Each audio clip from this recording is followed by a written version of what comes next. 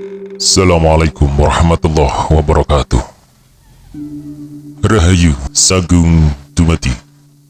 Kembali lagi di channel Babat Nusantara. Pada kesempatan kali ini akan menceritakan Gajah Mada seri kelima, Hamukti Moksa. Bagian ke-45.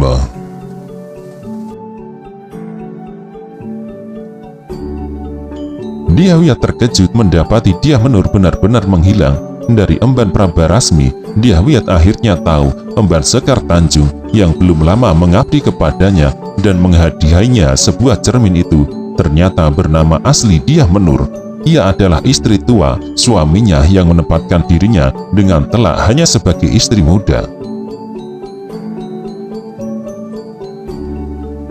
Padahal Dyahwiyat terlanjur merasa senang kepada emban Sekar Tanjung itu. Di lubuk hatinya kemudian berkembang rasa amat ikhlas, andai kata secara bersama-sama mereka mengabdi kepada suami yang sama. Bukankah tidak ada yang aneh hal macam itu? Mendiang Raden Wijaya bahkan beristri 5. Dengan ketulusan hati, Dyahwiyat meminta Dyah Menur untuk tidak perlu lagi menghindar. Dan Dyahwiyat mengajak Dyah Menur untuk bersama-sama menjadi istri Raden Kudamerta. Akan tetapi Dyah Menur menolak tawaran itu. Meski sulit, ia berhasil mengambil keputusan untuk memisahkan diri. Namun jejak kebersamaan dengan Raden Kudamerta tak mungkin terhapus sampai kapanpun, mengingat telah tercipta prasasti dari hubungan yang terjadi itu dalam wujud kuda Swabaya.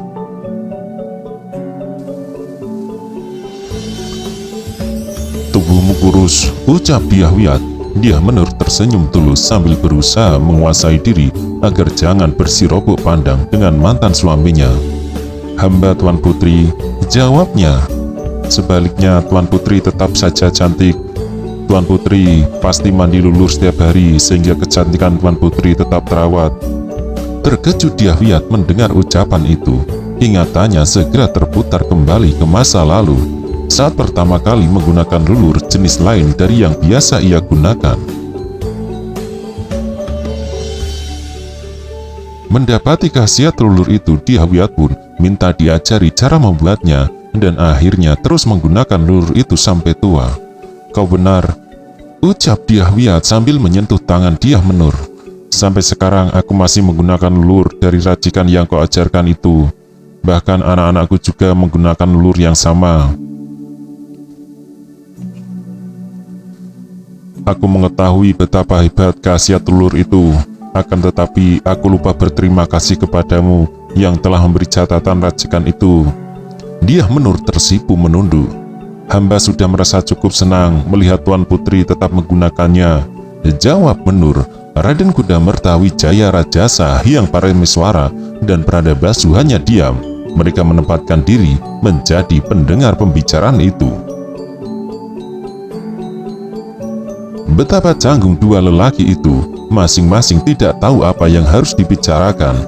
Namun baik Raden Kudamerta maupun Pradabasu amat tertolong ketika pintu tengah yang menghubungkan dengan semua ruang di belakang mendadak terbuka. Terhenyak Raden Kudamerta melihat Senopati Kuda Swabaya keluar dari pintu itu dengan berjalan sangat tertatih. Raden Kudamerta dan Dyahwiyat segera mengarahkan pandang matanya ke cacat tubuh yang kini dialami senopati muda itu. Desir sangat tajam menggeretaki punggung Raden Kudamerta oleh alasan dan gejolak perasaan yang hanya ia pahami sendiri. Dyahwiyat bergegas berdiri. "Hamba mengaturkan sembah Tuan Putri," ucap Kuda Swabaya. Dyahwiyat mengangguk. Kuda Swabaya mengalihkan pandang matanya kepada Raden Kudamerta. "Hamba mengaturkan sembah tuanku," ucapnya dengan suara datar. Raden Kudamerta mengangguk. Terbungkam semua mulut, bahkan Dyahwiyat terlihat tidak mampu menguasai diri. Terbaca itu dari air matanya yang berlinang. Di tempat duduknya yang hanya dinglai panjang sederhana, Raden Kudamerta memandangi Kuda Swabaya dengan perasaan yang hanyut larut. Kuda Swabaya tersenyum mendapati sikap tamu-tamu itu. Hamba mohon agar tuanku dan tuan putri jangan menempatkan hamba sebagai sosok yang layak dikasihani. Hamba tetap kuda Swabaya yang harus diperlakukan seolah tidak pernah terjadi peristiwa apapun pada diri hamba. Berubah wajah Raden Kudamerta, berubah pula wajah istrinya. Sekali lagi Pradabasu harus mendapati kenyataan betapa keras hati anaknya. Keadaan cacat yang hamba alam ini tak harus dikasihani, tegas kuda Swabaya. Siapapun yang menjadikan prajurit sebagai pilihan pengabdiannya, ia harus siap berhadapan dengan kemungkinan seperti yang hamba alami, serta harus menjadikannya sebagai kebanggaan. Ada banyak bentuk kebanggaan yang dimiliki prajurit Majapahit. Bangga sebagai prajurit, bangga pada pengalaman perang yang pernah dialaminya, bangga pada pangkat yang dimiliki, dan bangga pada bekas luka yang dimiliki sebagai bukti nyata pengalaman perang di medan yang pernah dialami. Keadaan cacat ini merupakan kebanggaan hamba. Hamba yakin kondisi hamba ini pasti akan membuat iri orang lain. Dyah memandang dengan takjub dan amat menikmati rangkaian ucapan yang dilontarkan penuh semangat itu. Apa yang dikatakan Senopati Kuda Swabaya itu menarik perhatian. Pada umumnya, orang merasa iba dan kasihan kepada orang cacat.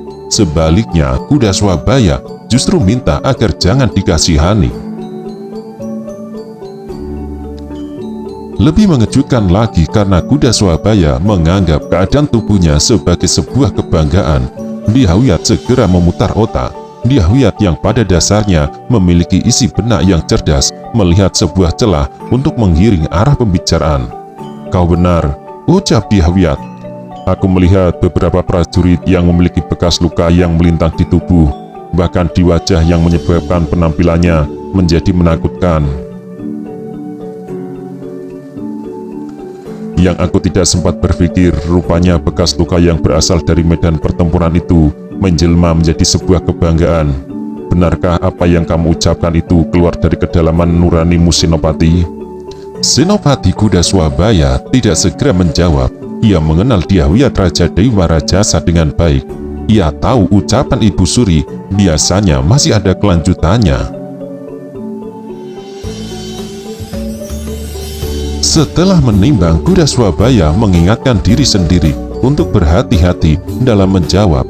Lebih baik merenung dan mengunyahnya lebih dulu, barulah menjawab.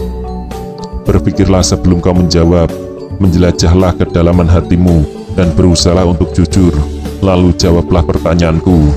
Lanjut Dyah. Senopati Kuda Swabaya gelisah. Ia merasa sudah tahu kemana Ibu Suri Dyah akan menggiring pembicaraan. Jika harus jujur, sebenarnya Senopati Kuda Swabaya sangat terpukul telah kehilangan sebelah kakinya. Sering muncul di benaknya anggapan lebih baik mati daripada harus menghadapi keadaan dan kenyataan sekarang. Haruskah itu yang disampaikan kepada Ibu Suri Dyah? Keadaan tubuh hamba berubah, Tuan Putri. Jawabnya, hamba kini hanya bisa mengandalkan sebelah kaki. Untuk selanjutnya, hamba tidak akan bisa lagi mendarma baktikan kemampuan hamba dengan baik. Untuk berhadapan dengan musuh, hamba tidak akan mampu. Hamba bukan berarti hidup telah berakhir bagi hamba, sama sekali tidak. Waktu berjalan terus dan waktu yang bergerak tidak akan beri rasa belas kasihan. Jika hamba berdiam diri dan menilai diri sendiri tidak berguna, hamba akan terpuruk. Waktu akan menggilas hamba. Dyah memandang dengan raut senang, matanya gemerlap. Bagus itu, balasnya. Tetapi sebagaimana dengan Prabasiwi, mengapa sikapmu kepada Prabasiwi mencerminkan seolah dunia ini sudah kiamat bagimu? Pertanyaan yang mendadak membelok itu menyebabkan Senopati Kuda Swabaya terhenyak. Di tempat duduknya, Pradabasu merasa denyut jantungnya dipacu untuk berderap lebih kencang. Namun Pradabasu sangat menyetujui apa yang disampaikan Ibu Suri Dyahwiyat, sebagaimana Dyah Menur juga sependapat dengan arah pertanyaan itu. Dyah Menur melirik suaminya yang dilirik mengangguk perlahan. Setahun lamanya Prabasiwi menderita, tambah Dyahwiyat. Senopati kuda Swabaya gelisah, keringatnya mulai mengembun. Dyahwiyat memandang kuda Swabaya tanpa berkedip, tajam dan langsung menusuk ke dalam jantung, menumbuhkan rasa tidak nyaman. Senopati kuda Swabaya melirik ibunya, akan tetapi ia tidak mungkin berharap memperoleh bantuan dari ibunya, juga dari ayahnya yang pilih menunduk dan membeku bagaikan kupala di depan Purawaktra.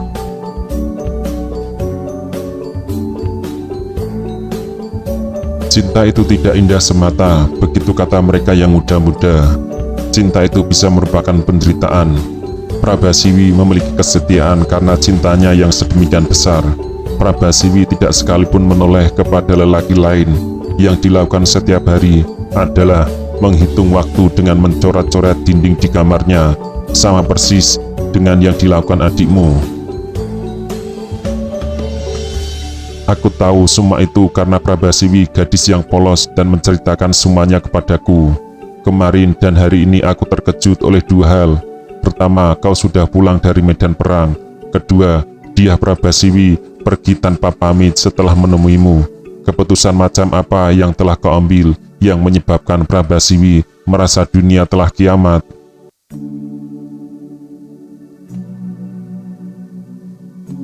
Kuda Swabaya merasa derajat bingungnya makin menanjak. Ia memejam karena apa yang bergolak di dadanya itu berdampak memunculkan rasa pedih di lutut. Hamba berpikir, dengan keadaan cacat tubuh hamba, Prabasiwi berhak mendapat suami yang lebih baik. Jawab kuda Swabaya. Dyahwiyat agak terbelalak mendapat jawaban itu. Namun mungkin terbelalaknya hanya dibuat-buat saja. Aneh sekali Senopati kuda Swabaya, lanjut Dyahwiyat. Tadi kau menganggap meski cacat kau tidak minta dikasihani. Dari ucapanmu, aku menangkap pilihan sikapmu yang sangat bagus dan benar. Waktu yang jalan terus harus dihadapi karena ia tidak akan memberi belas kasihan. Jika kau berdiam diri dan menilai dirimu telah tidak berguna, kau akan terpuruk. Akan tetapi aku menilai dari sikapmu terhadap Prabasiwi, tergambar ketakutanmu, kepicikanmu, dan kau mementingkan diri sendiri. Sungguh, itu bertolak belakang dengan kata-katamu. Mengapa demikian kuda Swabaya? Kuda Swabaya benar-benar bingung.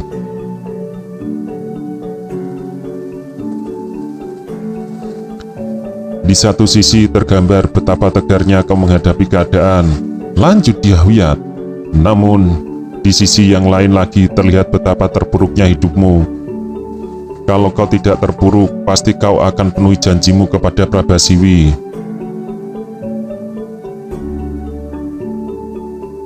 Hamba tidak ingin merepotkan orang lain, kata Senopati kuda Swabaya dengan napas tersengal. Tawa Dyahwiyat terdengar sinis. Kau pikir Prabasiwi akan merepotkan? Prabasiwi berhak mendapatkan lelaki yang lebih baik. Hamba cacat, hanya punya sebelah kaki. Dyahwiyat langsung menambahi dengan tangkas. Dan terpuruk? Terkejut Senopati kuda Swabaya menyimak apa yang disampaikan Ibu Suri. Kau terpuruk kuda Swabaya? Ucap perempuan itu ganas sekali. Ompong kosong dengan apa yang kau katakan tentang kau harus tegar dalam menghadapi keadaanmu. Aku tak percaya itu. Yang aku lihat justru kuda Swabaya yang tidak berani melihat dan menghadapi kenyataan. Jika kuda Swabaya tetap tegar dan menganggap cacat itu tidak pernah terjadi, dengan gagah kuda Swabaya akan mendatangi Prabasiwi, menjemputnya dan mengajaknya melanjutkan apa yang dulu pernah diimpikan serta dijanjikan bersama. Aku tidak melihat kuda Swabaya sebagai senopati yang jantan. Aku melihat kuda Swabaya pengecut dan terpuruk. Sontak menebal wajah Senopati kuda Swabaya, tebalnya melebihi tebal dinding sumur.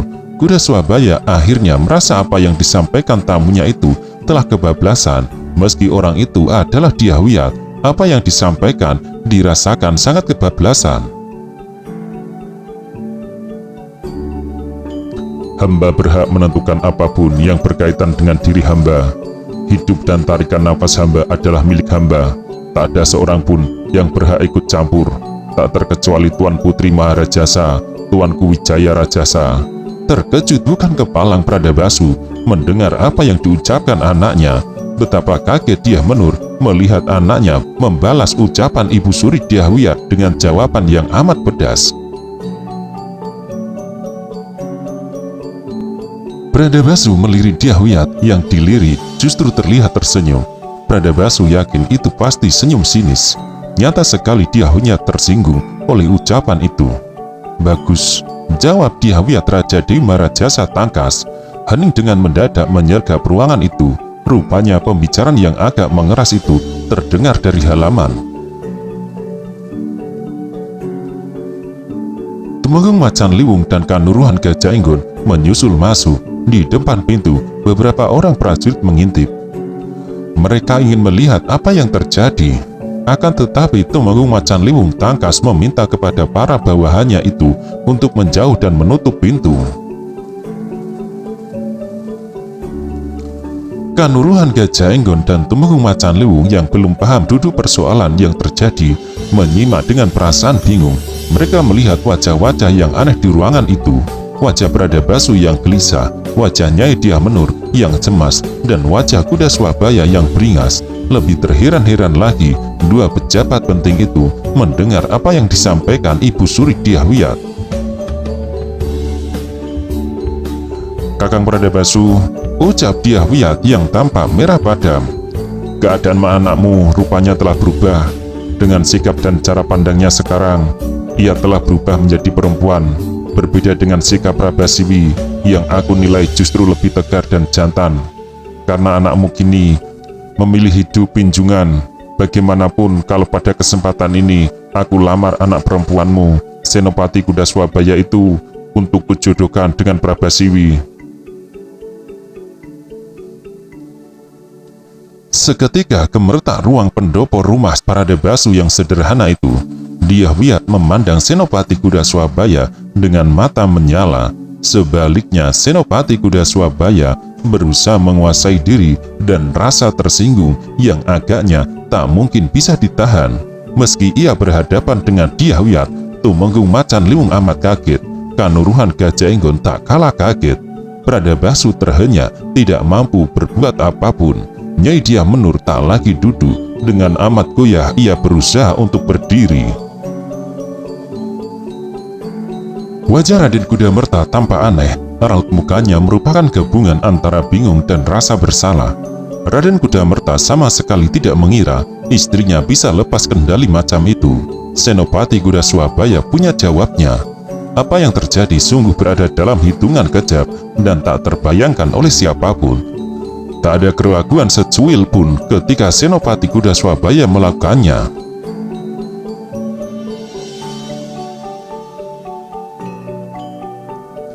Tangkas tangan kanannya meraih kendi yang masih berisi air. Meski tinggal separuh dengan amat kuat, ia mengayunkan kendi itu. Terbelalak Tumenggung Macan Liwung dengan sigap. Ia segera melolos pedang dari warangkonya. Dengan cekatan Tumenggung Macan Liwung menyongsong kendi itu agar jangan sampai mengenai Ibu Suri. Ternyata Tumenggung Macan Liwung amat terlambat untuk mencegah. Akan tetapi rupanya Senopati Kuda Swabaya tidak berniat menjadikan Ibu Suri Dyahwiyat sebagai sasarannya. Ayunan kendi itu melesat ke atas menghajar tiang saka. Kendi itu pecah dan menempatkan Raden Kudamerta basah kuyup oleh tumpahan air. Bersamaan dengan itu, Kuda Swabaya kehilangan keseimbangan tubuhnya dan terjatuh. Lutut yang tidak ditutupi kain agar lukanya tidak tampak menyibak. Dari pangkal lukanya yang belum sembuh, darah mengucur. Pergi, bentak Senopati Kuda Swabaya lantang. Pergi kalian semua. Untuk selanjutnya, hening sekali ruangan itu. Dyahwiyat bergeser mendekati suaminya dan menuntunnya keluar. Raden Kudamerta kehilangan sebagian kesadarannya dan hanya bergerak mengikuti istrinya. Tumenggung Macan Liwung bingung, tak tahu harus mengambil tindakan apa. Tumenggung Macan Liwung beruntung karena Dyahwiyat memberi petunjuk. Aku tidak ingin peristiwa ini menyebar dan menjadi perbincangan siapapun, ucap Dyahwiyat. Tumenggung Macan Liwung mengangguk dan merasa lega karena dengan demikian ia tak perlu melakukan tindakan yang merepotkan. Bagaimanapun, harus mengambil tindakan terhadap kuda Swabaya sungguh akan menjadikannya serba salah.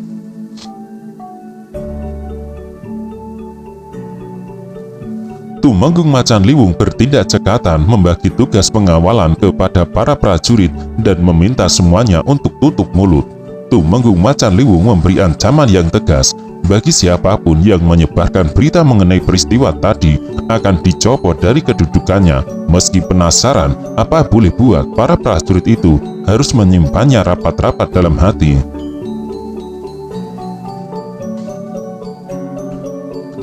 Di dalam kereta kuda yang bergerak ke arah pulang, Raden Kudamerta membongkar rasa bingungnya. "Kenapa kau lakukan itu?" tanya Raden Kudamerta. "Apa kau benar-benar tersinggung oleh sikap anakmu itu?"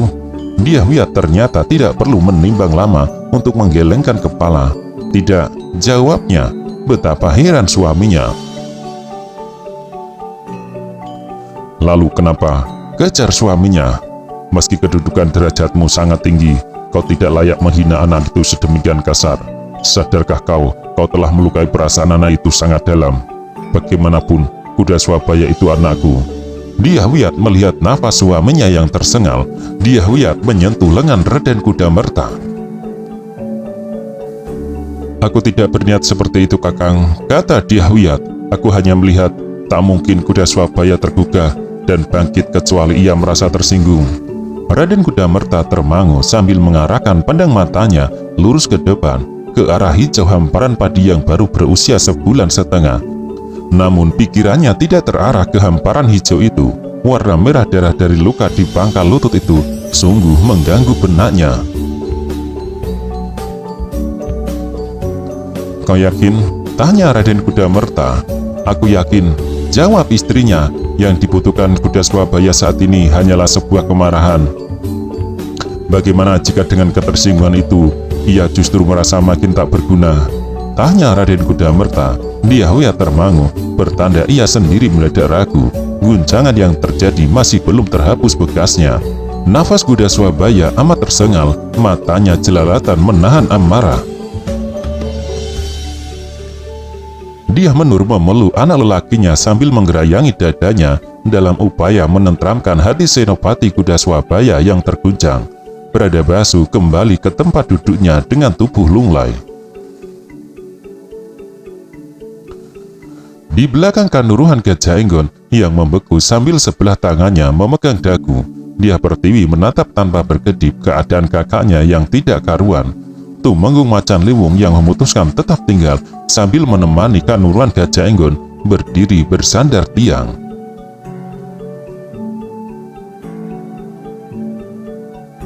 Setelah beberapa jenak waktu bergerak, Senopati kuda Swabaya berhasil menguasai diri. Pandang matanya tajam tertuju kepada Tumenggung Macan Liwung yang masih memegang gagang pedangnya. Tumenggung Macan Liwung bagai tersadarkan, ia masukkan kembali senjata dengan bentuk khas milik pasukan khusus Bayangkara itu ke dalam warongkonya. "Silahkan Paman," ucap pemuda itu. Tumenggung Macan Liwung tersadar oleh ucapan yang ternyata ditujukan kepadanya itu. "Apa yang silahkan?" balas Macan Liwung. Kuda Swabaya tersenyum sinis. "Meski Tuan Putri Dyahwiyat telah menghinaku, ia tetap seorang mantan Prabu Putri yang harus ditempatkan di tempat tak bersalah. Silahkan Paman Tumenggung.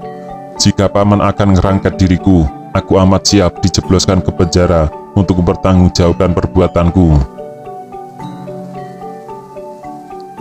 Tumenggung Macan Liwung ternyata tidak beranjak dari tempatnya. Ia tidak melakukan apa-apa. Dyahmenur benar-benar gelisah.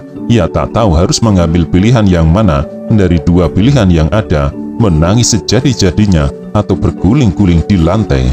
Dyahmenur sungguh takut jika akibat perbuatannya tadi, anaknya harus mengalami nasib sedemikian buruk. Bradabasa yang batu memecah keheningan. "Kurasa kinilah waktunya aku harus mengatakan yang sebenarnya. Senopati kuda Swabaya berhak tahu." Ucapan Bradabasa itu sungguh mencuri perhatian. Kuda Swabaya amat terpancing rasa ingin tahunya. Dyah Menur yang memeluk anaknya segera menoleh. Kuda Swabaya menjadi amat tidak sabar melihat ayahnya tidak segera melanjutkan ucapannya. "Aku berhak tahu apa, Ayah?" tanya Senopati Kuda Swabaya. Pradabasu meremas-remas jari. Dyah Menur yang dipandang menggeleng. Meski Dyah Menur tidak setuju, Pradabasu telah bulat dengan keputusannya. "Sebenarnya, Raden Kudamerta Wijaya Rajasa Hyang Prameswara adalah ayah kandungmu," ucap Pradabasu. Ucapan yang disampaikan dengan nada datar itu ternyata memiliki pesona yang tak terlawan oleh siapapun. Bahkan udara yang gerah menandainya dengan bergolak sangat mendadak. Denyut mengejut tidak hanya dirasakan Tumenggung Macan Liwung yang sebagaimana Gajah Enggon tahu persis apa yang terjadi di masa lalu. Denyut mengejut di rongga dada itu lebih karena membayangkan apa yang dirasakan Pradabasu saat merasa telah tiba waktunya membongkar rahasia yang telah lama dipendam. Yang paling kaget tentu Senopati Kuda Swabaya. Mulutnya terbuka lebar dengan bola mata nyaris lepas dari kelopaknya. Dia Pertiwi bergegas mendekat.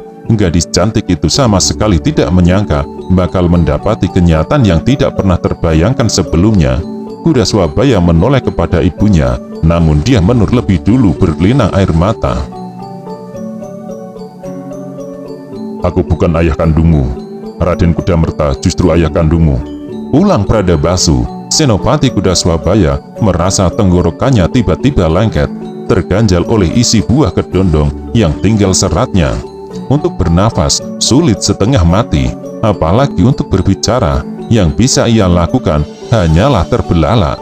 Matanya sangat melotot sampai pada derajat mencemaskan. Jika Senopati Kuda Swabaya tidak segera mengendalikan diri, mata itu bisa lepas dari kelopaknya. Lain lagi dengan Dyah Pertiwi, ia juga terbelalak. Akan tetapi karena Pertiwi adalah gadis berwajah cantik, saat terbelalak ia terlihat makin cantik. Seperti halnya Senopati Kuda Swabaya, Dyah Pertiwi pun menunggu lanjutannya. Pradabasu harus menjelaskan apa maksud ucapannya. Pradabasu pun melanjutkan dengan suara terukur.